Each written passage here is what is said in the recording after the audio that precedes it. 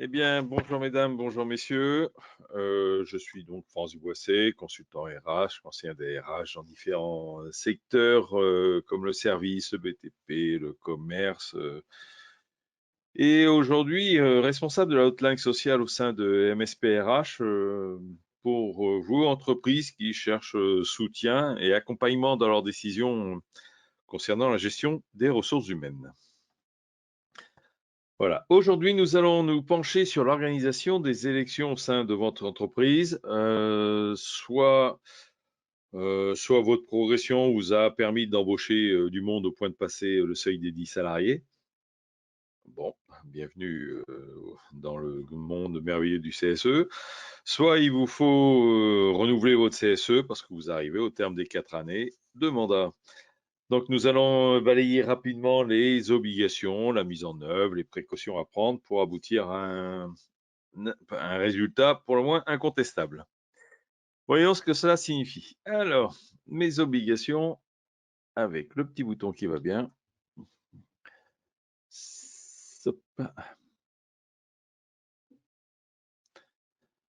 Donc, dans l'agenda social d'une entreprise, les élections professionnelles, c'est-à-dire l'élection des membres du comité social et économique, le CSE, sont normalement un rendez-vous important, mais qui n'est pas toujours pris au sérieux ni bien reconnu à sa juste mesure.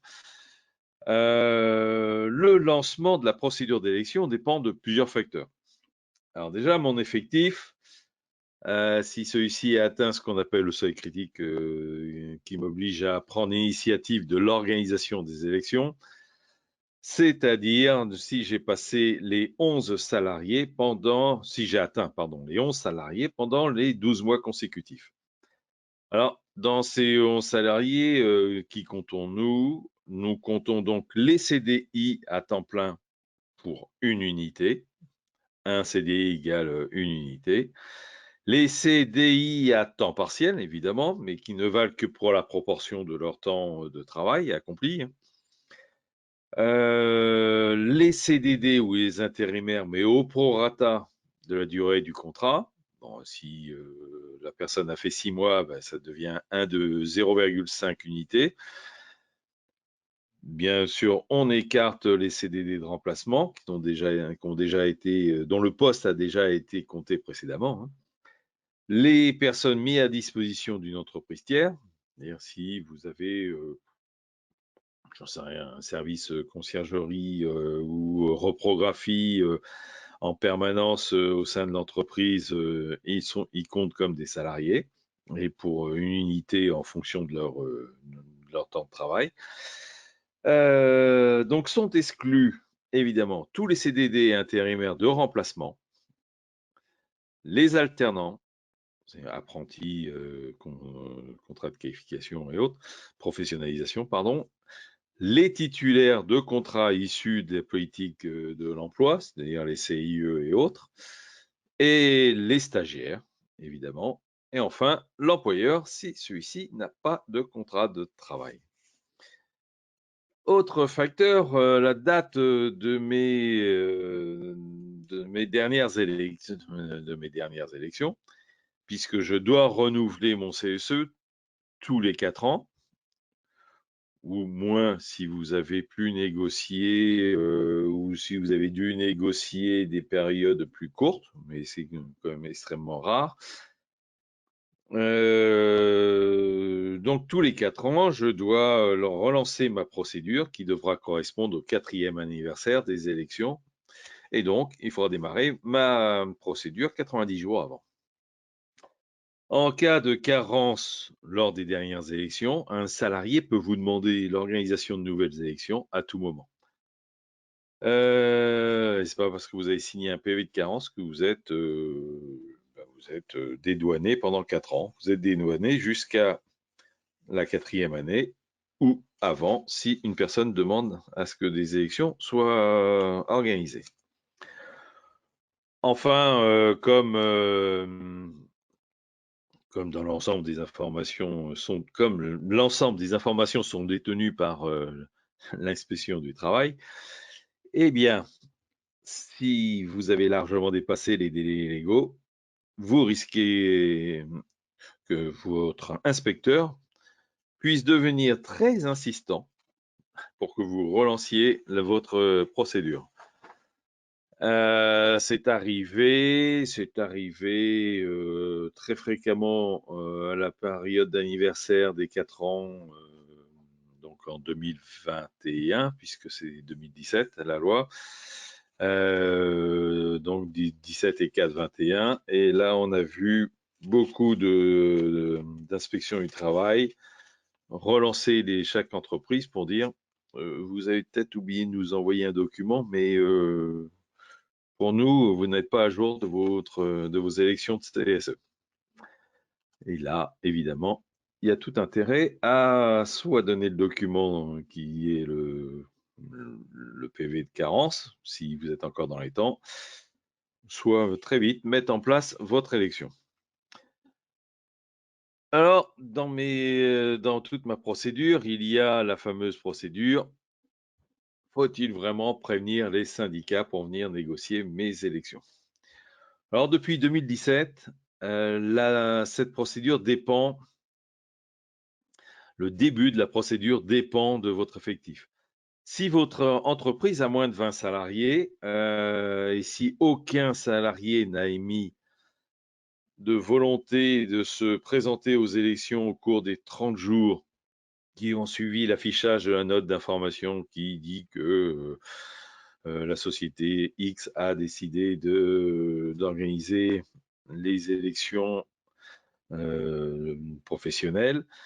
Si à partir de 30 jours, au-delà, à partir de cet affichage, 30 jours après, personne ne s'est manifesté, personne n'a demandé, a dit je serai sûrement candidat, vous pouvez directement passer à la case PV de carence.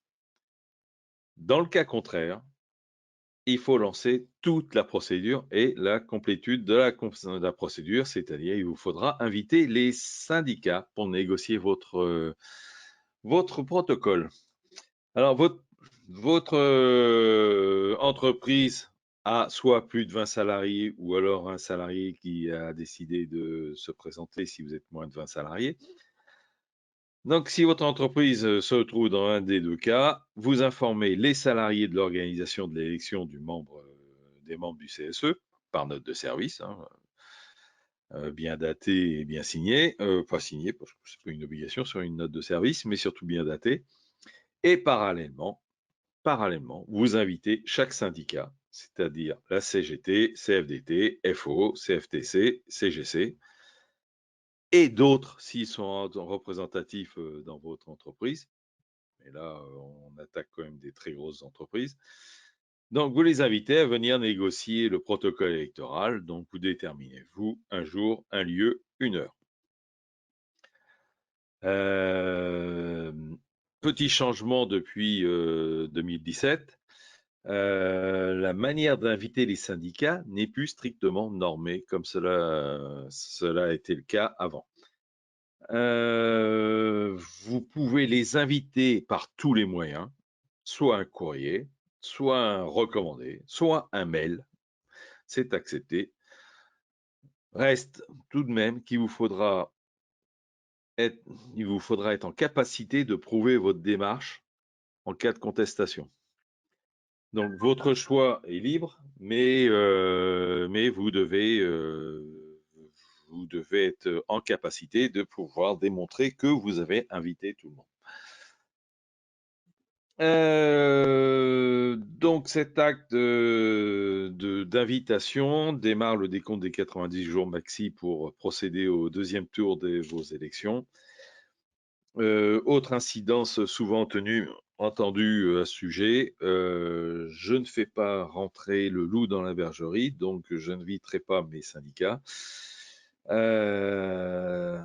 Bon, il faut savoir que sauf si votre entreprise a un intérêt stratégique syndicalement, vous êtes une enseigne hyper connue, vous êtes un patron marquant régionalement ou ce genre de choses, les syndicats ont une énorme problématique de recrutement, voire plus que la vôtre, et ne peuvent être présents dans tout ce genre, à tous ces rendez-vous.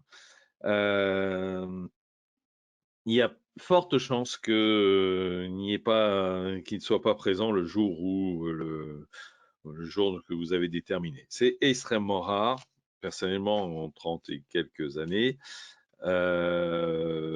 hormis mes négociations avec mes délégués syndicaux que j'avais invités, évidemment, si j'ai des délégués syndicaux, c'est eux qui sont invités et pas l'union locale syndicale.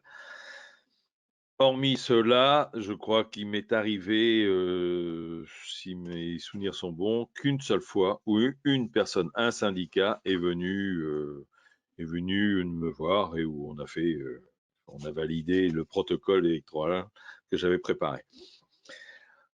Donc, évidemment, si vous disposez des délégués syndicaux, hein, c'est eux que vous invitez et au moins vous serez plus sûr d'avoir quelqu'un devant vous le jour de la réunion. Il n'y a pas un gros risque à les inviter. Il y a même moins de risques à les inviter que de risques à vous retrouver face à une contestation de vos élections si vous ne les avez pas invités. Ça, c'est absolument indéniable. On va revenir rapidement sur les entreprises de moins de 20. Les entreprises de moins de 20, le déclenchement de la procédure est assuré donc par l'affichage de la note de service qui informe de l'imminence de l'organisation des élections professionnelles. Dans cette note, vous faites appel aux salariés désireux de se présenter aux élections, de se faire connaître auprès de la direction sous les 30 jours. Donc, il faut bien dater l'ensemble de votre note de service. Donc, soit une personne se présente comme potentiel candidat, et là, vous devez mettre en œuvre l'ensemble de la procédure, c'est-à-dire invitation des syndicats, négociation du protocole, affichage des appels à candidature, le premier tour, l'affichage, les appels à candidature sur le second tour et le prononcé des résultats. Mais en cas d'absence de réaction, vous passez donc directement à la saisie du PV de carence. C'est une démarche extrêmement allégée, mais parfaitement en phase avec ce qui se passe dans nos entreprises. Dans les entreprises moins de 20, trouver des candidats au CSE est une vraie gageure. Sauf s'il y a un climat social légèrement dégradé. Par contre, cela veut dire tout de même que vous n'avez aucune excuse, aucune, si vous ne faites pas la première démarche. Ce qui veut dire que l'inspection du travail sera particulièrement sensible au fait que vous n'ayez pas fait vos élections. Si autant avant on pouvait dire oh là vous vous rendez compte c'est dans quelle galère alors que personne ne veut je savais que personne ne voulait être candidat ni je vais pas mettre en place tout ça pour rien. Maintenant la procédure fait que vous pouvez rentrer dans ce schéma là et vous évitez et vous passez directement au PV de carence alors que avant vous étiez obligé de tout faire les 2 tours même si personne ne s'était présenté. Voilà grosso modo ce que l'on peut dire sur les moins de 20, mais vraiment soyez extrêmement précis et il faut le faire. Il faut le faire toute cette démarche parce que l'inspection du travail sera vraiment sans pitié par rapport à votre absence de CSE. Et là, c'est pas une absence liée à une carence, ça sera simplement une absence de CSE. Donc, vous êtes en entrave syndicale, vous avez tout un tas de choses qui viennent en réaction par rapport à ça. Et surtout, vous avez certaines procédures qui sont mises à mal.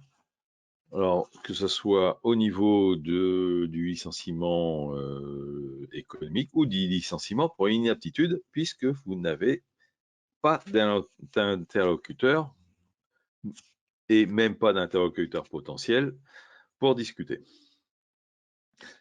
Pourquoi mettre en place un protocole? Alors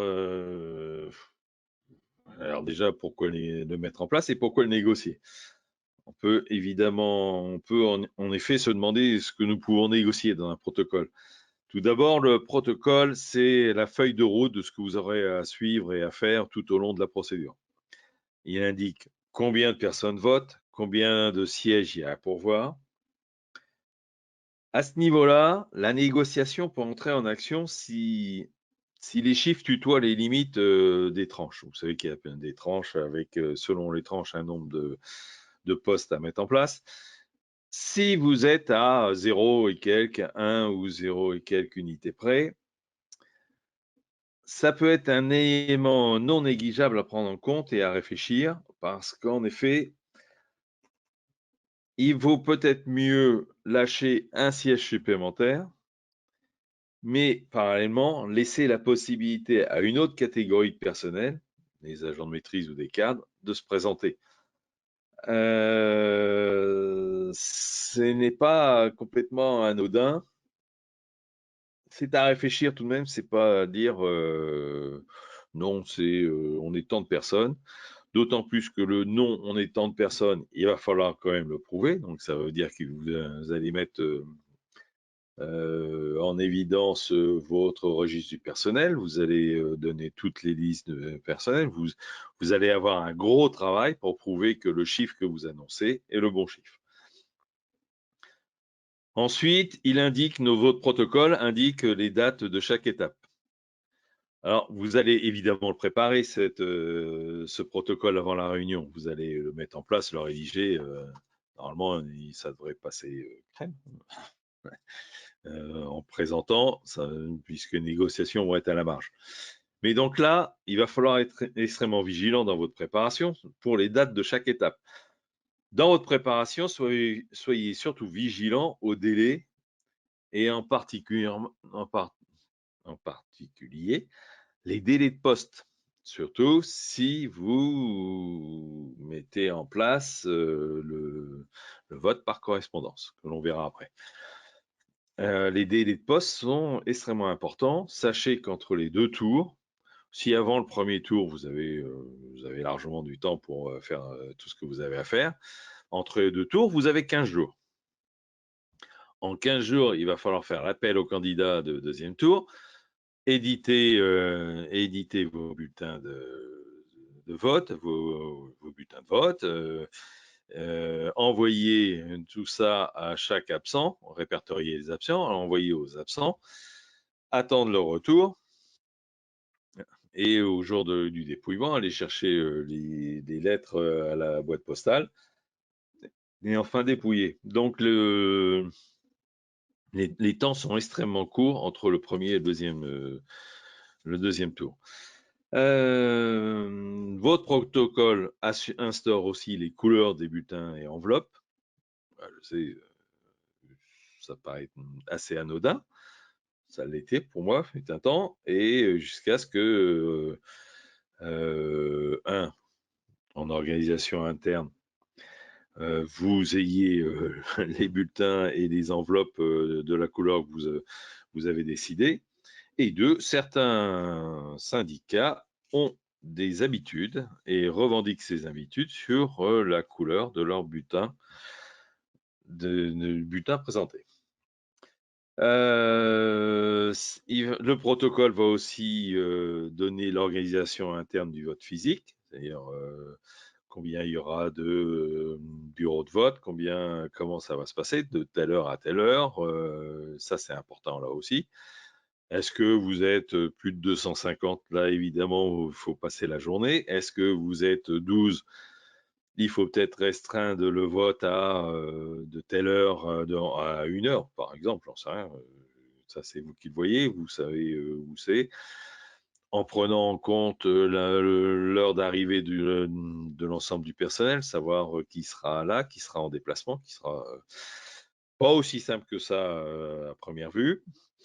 Et enfin, vous allez déterminer ici si vous allez accepter ou pas le vote par correspondance. Sachez que si vous acceptez le vote par correspondance, que cette option est extrêmement lourde à gérer, en particulier du fait de l'organisation de la Poste elle-même.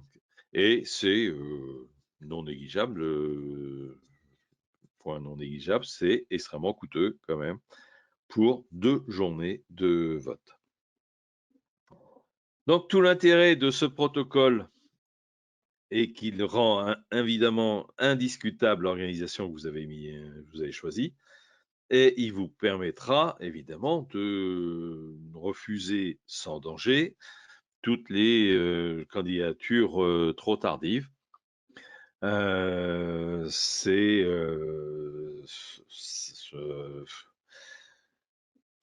Oui, parce que si vous ne donnez pas une date et une heure précise de terme des dépôts de candidature,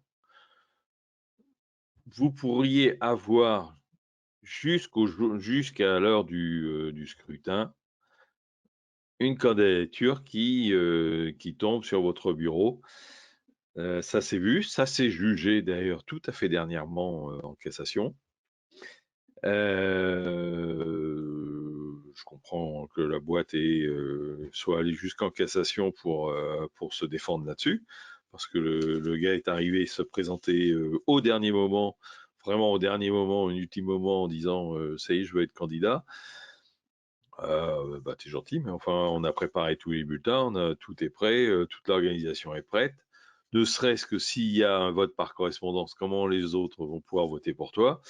Donc, soyez vigilants là-dessus, et l'accord de cassation, oui, pour finir, a donné raison aux salariés. Puisque ça ne désorganisait pas autant que ça le vote, que ça ne perturbait pas le vote en lui-même. Bon, ok. La cassation a décidé, on n'en parle plus. Donc soyez extrêmement précis et vigilants sur les dates et les heures de fin de dépôt de candidature. Comme toutes vos autres actions, fin de dépôt des demandes de vote par correspondance, si vous passez par là, pour pouvoir dire à une personne qui se trouve en dehors du contexte et en dehors des délais, non, je ne prends pas ta candidature. Ou non, je prends plus ton vote, ou non, je n'accepte pas le fait que tu demandes à voter par correspondance, alors que rien qu'en délai de poste, je suis incapable de t'envoyer les documents et qu'ils reviennent vers moi dans les temps. Donc, une fois signé, évidemment, ce protocole doit être diffusé, largement diffusé, pour que tout le monde en ait connaissance. Toujours pareil, comme dans en matière de social. Si le salarié n'a pas connaissance des choses que vous mettez en place, elles n'existent pas. Donc, soyez extrêmement vigilants sur cette publication. Alors, si personne vient négocier le jour de la négociation, qu'est-ce qui se passe? Donc, comme on l'a dit, il y a de très très fortes chances qu'il n'y ait aucun syndicat de présent à votre réunion si vous n'avez pas de délégué syndical. Alors, que fait-on à ce moment-là? Eh bien, il n'y a pas de souci. Vous tenez fictivement, parce qu'il n'y a personne, la réunion, et vous, dans la même foulée, vous devez par note informer le personnel que personne ne s'est présenté pour négocier le protocole. Donc, du coup, une fois que vous avez pris acte de ce fait, vous pouvez transformer votre protocole en une note de service qui reprend évidemment l'ensemble des informations que vous aviez prévues, mais en faisant en sorte que, enfin là, vous faites comme vous voulez, mais moi, je préconise, vous faites en sorte que vous ne compliquez au minimum le processus et vous facilitiez la tâche pour l'organisation de ces élections. Entre autres, par exemple, pas de vote par correspondance. Ça, c'est l'une des premières choses que je faisais sur mes notes de service. Cela devient donc une décision unilatérale de l'employeur qui organise à sa main donc les élections évidemment, dans la limite du domaine de la légalité, hein, évidemment. Non, vous ne pourrez pas instaurer le vote à main levée. Non, non, non, non. Par exemple, l'employeur aura toute liberté, donc, comme je disais, de ne pas accepter plutôt le vote par correspondance et de se faciliter globalement l'organisation de ces élections. Dans cette décision et note de service, il vous faudra reprendre l'ensemble de l'organisation pour éviter toujours la même chose, pour éviter les contestations, point par point, le jour, l'heure de dépôt des candidatures, la forme de la liste des candidatures. Alors là, à ce sujet-là, pour les candidatures du premier tour, puisque ce sont des candidatures purement syndicales, je vous incite très, très fortement à n'accepter comme candidature que des candidatures qui proviennent de l'union locale syndicale qui dit nous vous présentons en tant que syndicat CGT, CFDT, n'importe, la liste suivante aux élections du CSE de telle date avec les personnes choisies par le syndicat. Comme il y a quand même au premier tour, c'est comme le premier tour est réservé aux syndicats, c'est quand même essentiel de bien déterminer, d'être en capacité de déterminer que c'est bien une candidature syndicale. Et c'est pas quelqu'un qui s'est dit subitement bonjour, je suis de la CGT et je me présente aux élections de CSE. Évidemment, là, il se retrouve tout seul élu et éligible, pardon, au premier tour. Alors, selon ce qu'il a comme capacité au niveau de son aura, soit être élu tout de suite, et sans candidature de second tour, puisqu'il aura bloqué tout de suite la candidature, le poste par sa candidature. Donc c'est pas juste je suis de la CGT et je me présente, c'est l'union locale de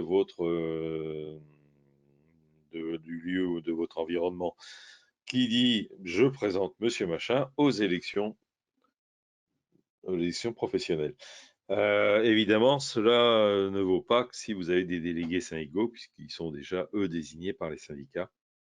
Et donc, dans ce cas-là, il a capacité, puisqu'il est porte-parole du syndicat, il a la capacité à dire, voilà, je dépose ma liste pour la CGT ou pour la CFDT. Donc voilà, évidemment, cette note de service devra, comme pour le protocole, faire l'objet d'une très large publication pour que tout le monde soit au courant. Oui, pas d'affichage derrière la porte du vestiaire pour éviter que tout le monde voit qu'il y ait des élections. Ça va se remarquer, ça. Ça va vite se remarquer. Est-ce que je peux choisir mes candidats? Oh, bah, une bonne idée, ça. Ça, c'est une bonne idée. Est-ce que j'ai choisi moi-même mes candidats? Ben, évidemment que l'éligibilité est particulièrement encadrée. Donc, sont éligibles tous les électeurs âgés de 18 ans révolus, au moins, et ayant travaillé dans l'entreprise depuis au moins 1 an. Ne peuvent pas être éligibles les conjoints, partenaires d'un pacte, concubins, ascendants, descendants, frères, sœurs, alliés au même degré que l'employeur. Non, on ne place pas toute sa famille au CSE, ce n'est pas la peine d'y compter.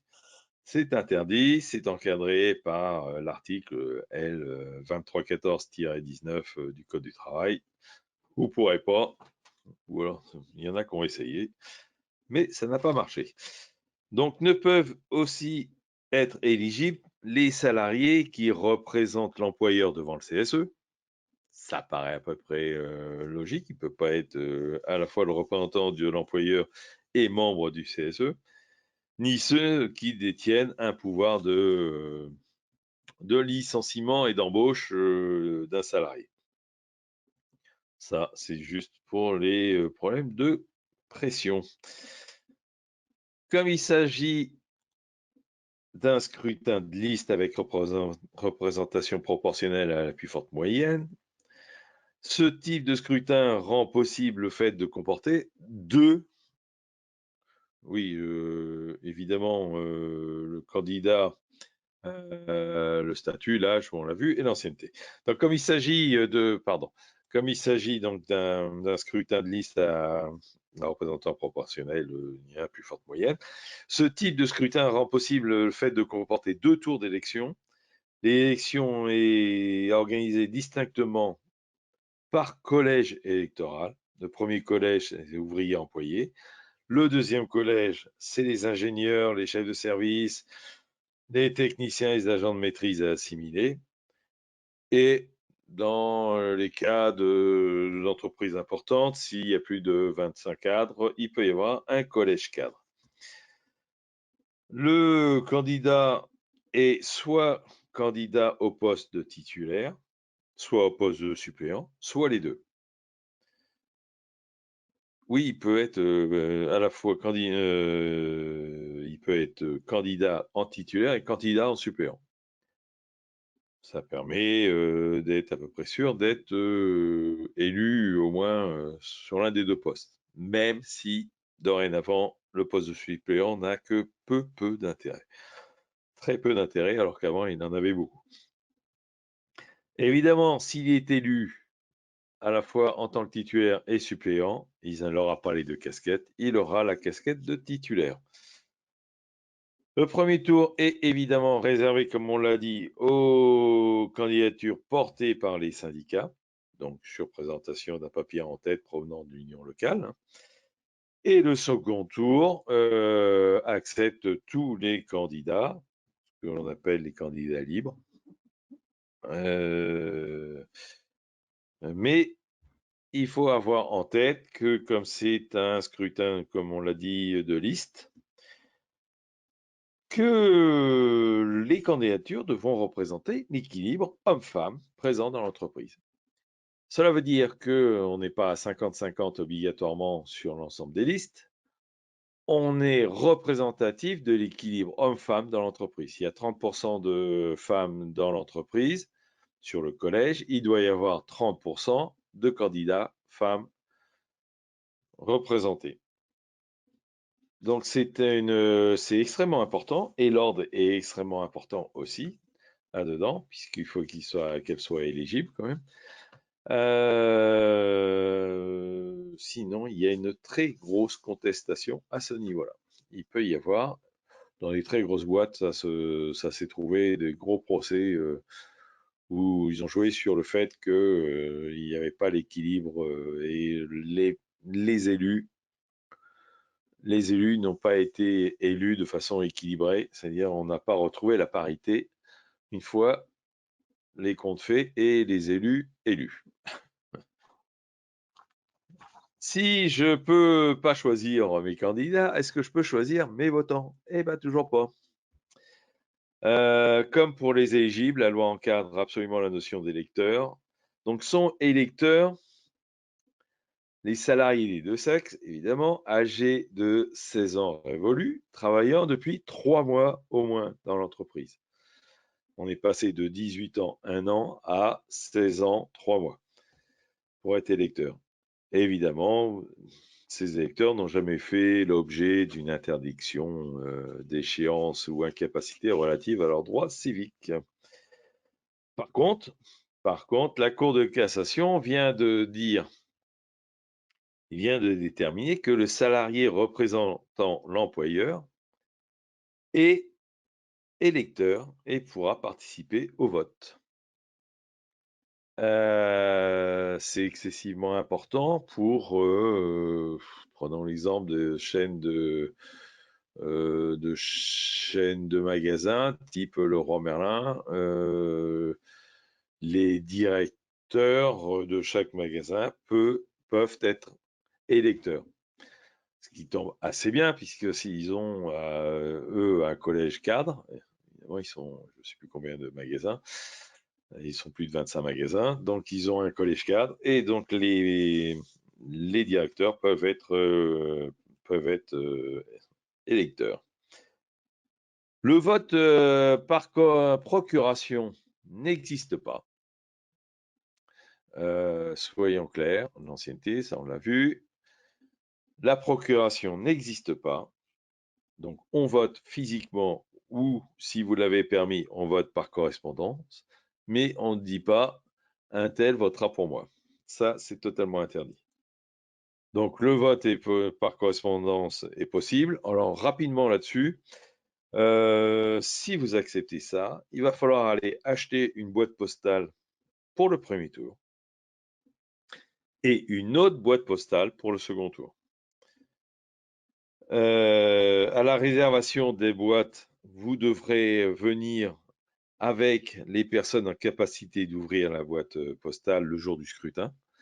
C'est-à-dire, si vous déterminez, et la Poste va dire il me faut au moins un représentant de chaque syndicat et un représentant de l'employeur, il va falloir déterminer qui sera à l'ouverture, et ils devront présenter évidemment leur carte d'identité et autres. Ils seront inscrits et on pourra ouvrir les cartes, les boîtes postales qu'à partir du moment où l'ensemble des personnes désignées seront présentes. Vous dire comme c'est léger comme organisation. À la réservation, donc tout le monde devra être présent, capacité d'ouvrir ces boîtes, ainsi que le jour du scrutin. Donc dès la réservation, il faudra avoir en tête aussi qui sera membre du bureau, parce qu'il va falloir emmener le président du bureau de vote avec vous pour dire que le vote par correspondance n'est pas simple du tout, du tout, du tout. C'est une grosse galère à mettre en place. Le bureau de vote en lui-même, eh ben, votre rôle, vous, c'est d'organiser en tant qu'employeur, c'est d'organiser des opérations de vote.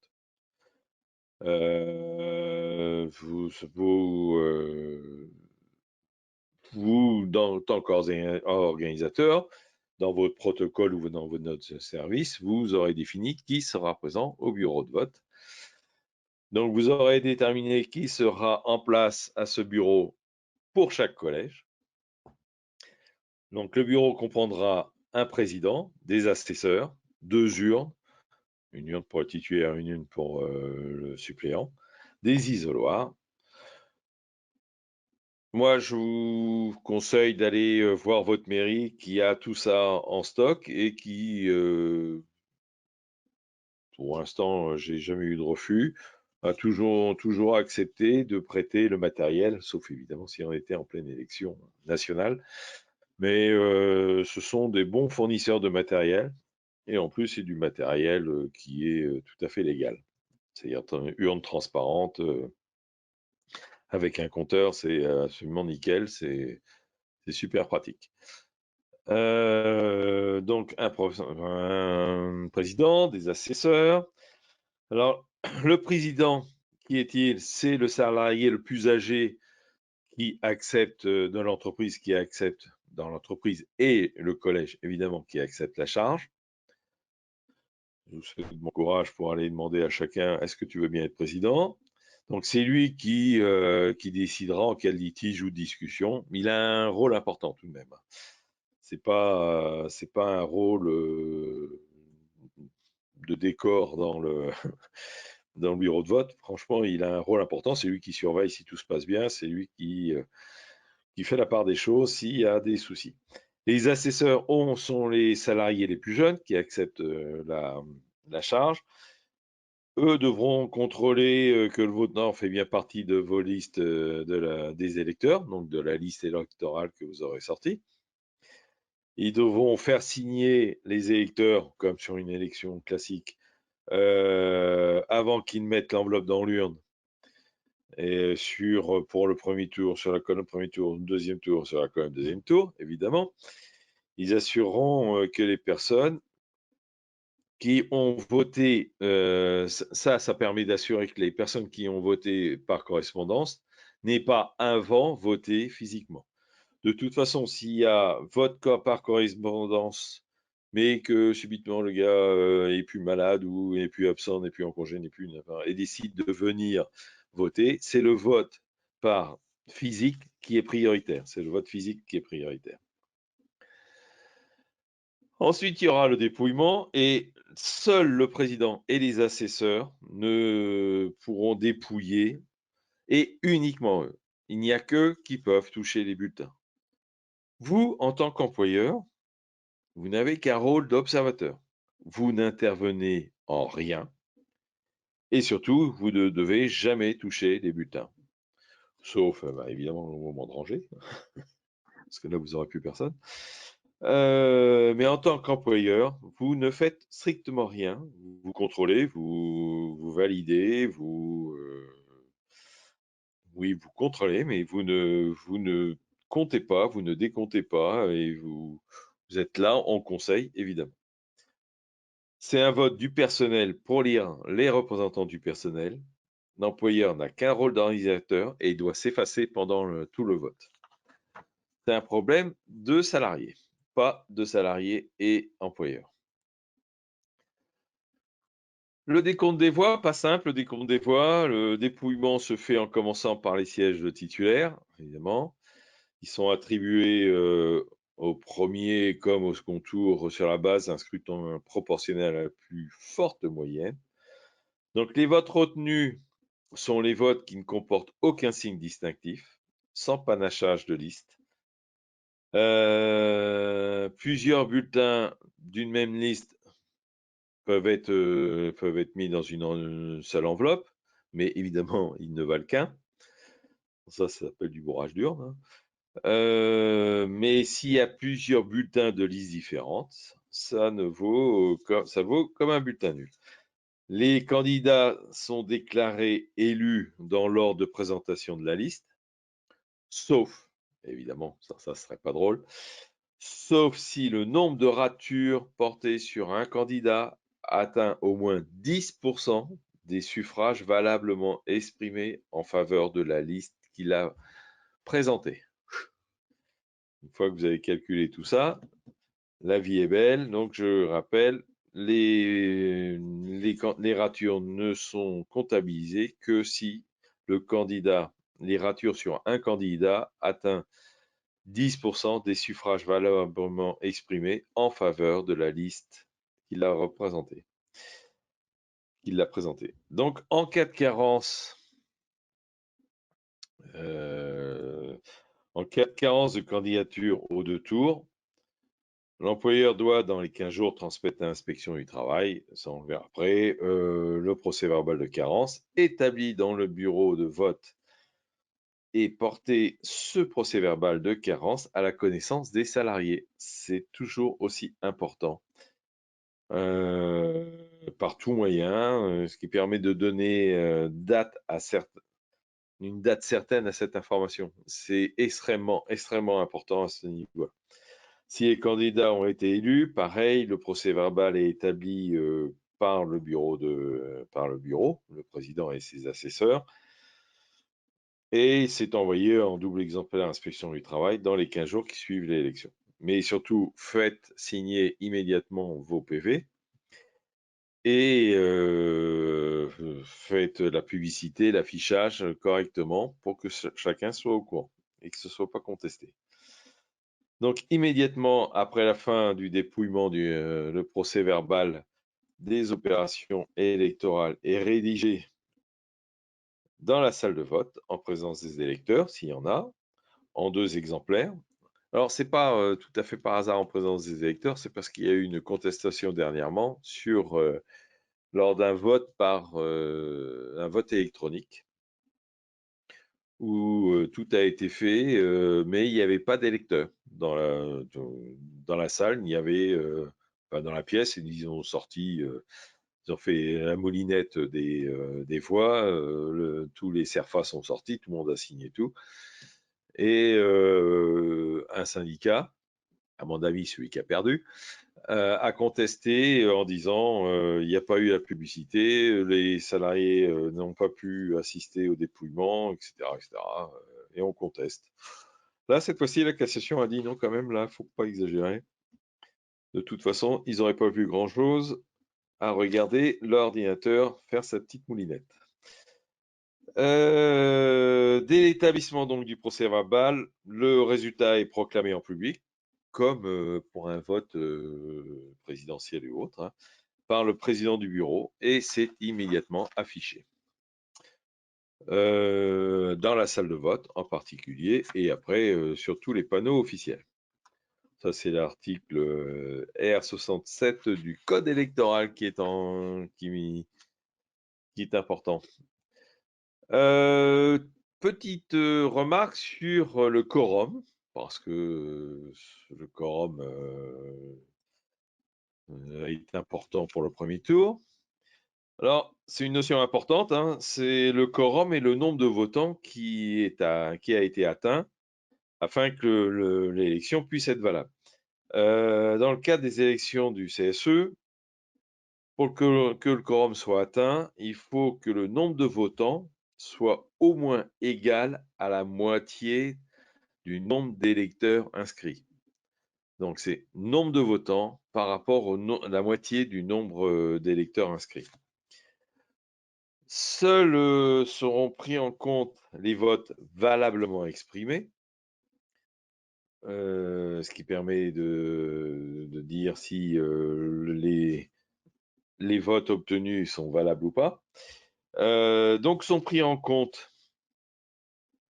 les votes ne comportant aucun signe distinctif, mais sont pris en compte les votes dont le nom du candidat est souligné et dont le nom du candidat comporte une croix devant. Ça, c'est valable. Dont une partie du nom de la liste sont raturés. Ça, c'est possible. Dans la seule condition qu'il reste au moins un nom. Sinon, c'est un vote blanc nul. Ensuite, parmi le nombre de votants, ne sont pas pris en compte les votes nuls. Alors, qu'est-ce qu'un vote nul? C'est les bulletins trouvés dans l'urne sans enveloppe, ça c'est nul, ou dans une enveloppe non réglementaire, celle que vous avez installée au bureau de vote et ou envoyée par correspondance, ça c'est nul. Les bulletins trouvés dans les enveloppes irrégulières rendent le bulletin de vote nul. Sont irrégulières les enveloppes non réglementaires et aussi autres que celles fournies par l'employeur, donc portant des signes de reconnaissance, portant des signes ou des mentions injurieuses, soit envers le candidat ou tout autre, hein, envers des fois l'employeur. Nul aussi un bulletin qui mentionne une personne non candidate avec un bulletin illisible. Des bulletins panachés, c'est-à-dire je prends un candidat et je le panache d'une liste avec le panaché de l'autre. Comme c'est un vote par liste, ça ne peut pas se passer comme ça. Il n'y a pas de panachage possible. Qu'est-ce qu'il y a d'autre? Bon, donc une autre liste avec et aussi un bulletin sur lequel l'ordre de présentation des candidats aurait été modifié au regard de l'importance de ça. Donc différents bulletins de différentes listes dans une même enveloppe, ça c'est pas bon. Sont considérés comme blancs les bulletins blancs que vous aurez mis à disposition dans vos votes. C'est-à-dire vous avez un paquet de la liste A, un paquet de la liste B, un paquet de la liste C, un paquet de bulletins blancs. Ça, c'est possible à faire sans que ce soit contestable. Ce qui est blanc, c'est l'absence de bulletin dans l'enveloppe. Une enveloppe vide, c'est un bulletin blanc. Le bulletin sur lequel tous les noms sont rayés, c'est un bulletin blanc. La forme de la rature importe peu. Hein, les bulletins découpés de façon à faire disparaître le nom du dernier candidat ou la liste rayée avec un grand Z est considérée comme un bulletin raturé. Le quorum donc se calcule de la façon suivante. Hein. Le nombre d'électeurs inscrits divisé par 2, ça c'est votre base. Donc s'il y avait 58, on va prendre un exemple. Hein. S'il y avait 58 inscrits, eh ben, 2 bulletins nuls et 3 bulletins blancs,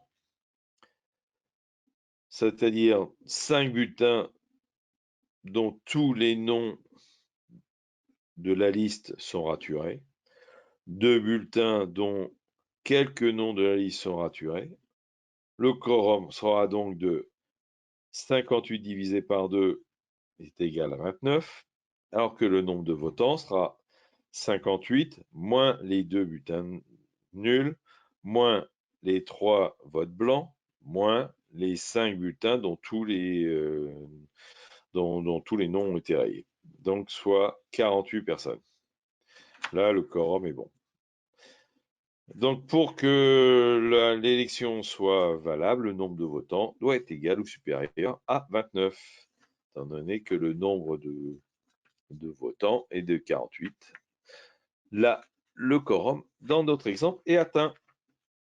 Si le quorum n'est pas atteint au premier tour, eh bien, soit vous ne dépouillez pas parce que vous n'avez pas assez de bulletins et vous voyez que vous n'aurez pas le quorum, soit vous avez dépouillé et vous êtes aperçu qu'il y avait beaucoup de bulletins blancs ou nuls.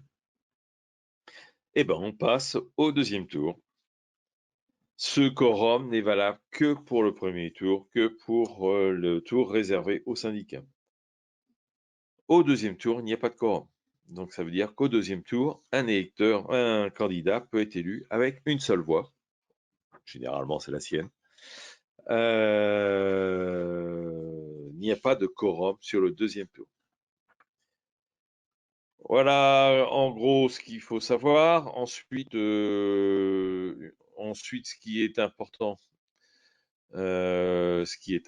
c'est l'information auprès de l'inspection du travail. Alors ça, c'est plus qu'excessivement important, d'ailleurs. Moi, je vous conseille très fortement d'utiliser pendant toutes ces élections le site électionprofessionnelle.travail.gouv.fr.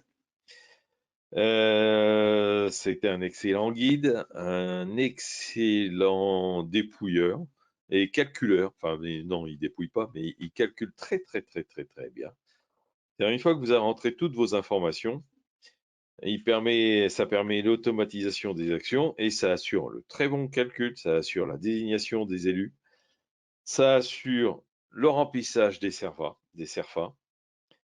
et CERFA que vous pourrez après téléverser à la bonne drette.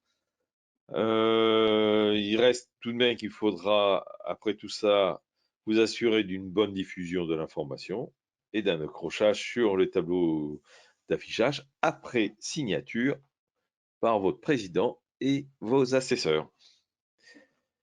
Et voilà, une fois que vous avez tout fait tout ça, eh ben vous avez gagné, vous avez vos élus.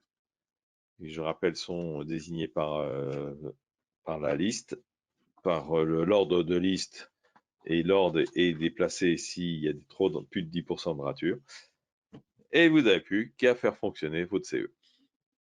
Ou alors, inscrire faire votre déclaration de PV de carence. Voilà, messieurs, dames, ce qu'il y a à dire rapidement sur l'organisation de ces élections. Rapidement est peut-être un terme un peu galvaudé là. Sachez qu'on peut de toute façon vous accompagner sur cette mise en place ou la réalisation de vos élections dans le cadre du CSP qui peut être conclu avec vos contrats commerciaux. C'est important à savoir. Sachez que notre service est là pour vous répondre à chaque problématique de la gestion quotidienne de vos salariés, si vous le désirez. Vous aider aussi au niveau des formulaires, des modèles qui sont à votre disposition sur notre site MSPRH. Et nous sommes là au téléphone pour vous répondre dès que vous avez besoin, si besoin. Donc, je vous donne rendez-vous, je vous souhaite déjà d'excellentes vacances, et je vous donne rendez-vous le 13 septembre où là, on va regarder un petit peu la problématique du DUER, c'est-à-dire le document unique d'évaluation des risques. qui, je pense, vous l'avez déjà fait, doit comporter aujourd'hui quelques directives concernant la canicule et le travail sous canicule. Je vous invite à modifier votre DUR si vous ne l'avez pas encore fait sur toutes les actions que vous avez mises en place pour lutter contre la canicule et au moins pour lutter contre les effets de la canicule. Ce sera mieux. Voilà, je vous remercie, je vous souhaite de bonnes vacances et je redonne la main à Aurélien